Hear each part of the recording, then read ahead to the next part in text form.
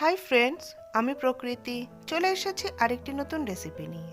আজ আমি বানাবো মাছের খুব টেস্টি একটা রেসিপি। দেখতে কতটা সুন্দর হয়েছে সেটা আপনারা দেখতেই পাচ্ছেন, আর খেতেও ঠিক ততটাই টেস্টি।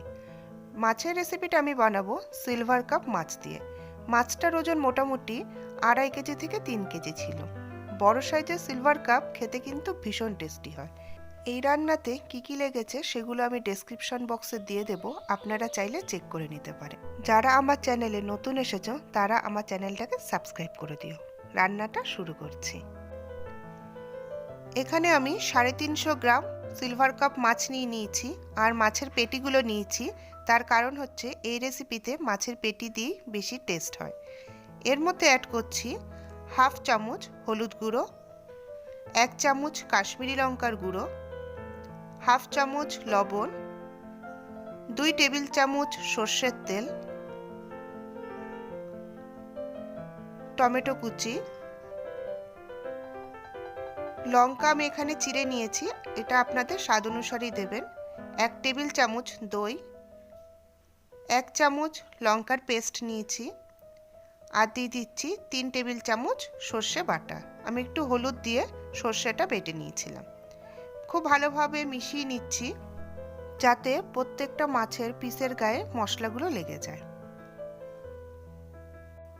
এবার আধ ঘন্টার জন্য আমি রেখে দেব। যাচ্ছি নেক্সট প্রসেসে।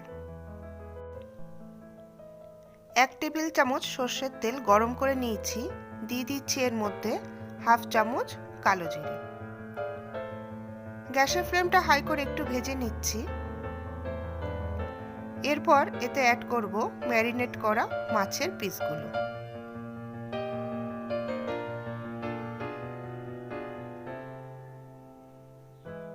মশলাগুলো দিয়ে দিচ্ছি।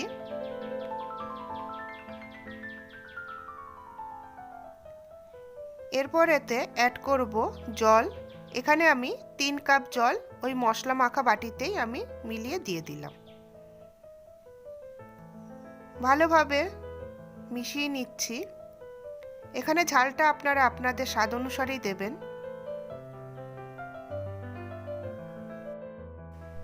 ঢাকা দিয়ে দেব 10 মিনিটের জন্য।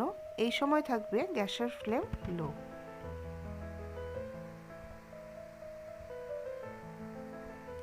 দশ মিনিট পর আবার ফেরত আসলাম।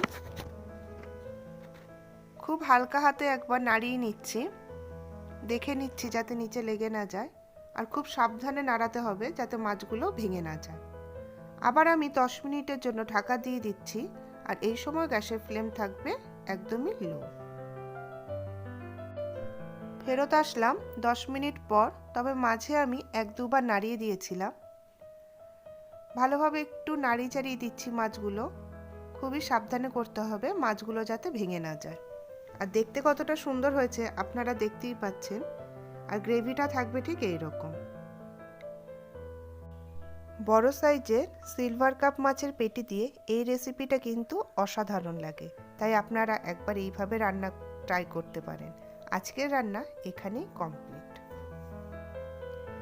সিলভার কাপের এই রেসিপিটা কত সুন্দর হয়েছে সেটা আপনারা দেখতেই পাচ্ছেন, আর যতটা সুন্দর দেখতে খেতেও ঠিক ততটাই টেস্টি। খুব সহজেই রান্না হয়ে যায়, খুব একটা বেশি টাইমও লাগে না। লাঞ্চ হোক কিংবা ডিনার কিংবা অতিথি আপ্যায়নের সময় কিংবা কোনো অনুষ্ঠানে আপনারা কিন্তু এই রেসিপিটা অবশ্যই বানিয়ে ফেলতে পারেন। খুব কম উপকরণ দিয়ে এবং সহজেই তৈরি হয়ে যায় এই মাছের রেসিপিটা। আর উপর দিয়ে ছড়িয়ে দেবেন ধনেপাতা। ব্যাস, তাহলে তো আর কথাই নেই।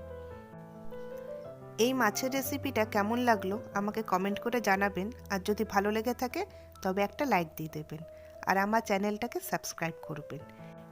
আর নতুন বন্ধুরা যারা আমার চ্যানেলটাকে এই প্রথম দেখছেন তারা আমার চ্যানেলটাকে সাবস্ক্রাইব করে দেবেন। এই রান্নাতে কি কি আছে আমি ডেসক্রিপশন বক্সে দিয়ে দিয়েছি। পরের দিন আসবো আরেকটা নতুন রেসিপি নিয়ে। আজ তাহলে এইটুকুই। বাই।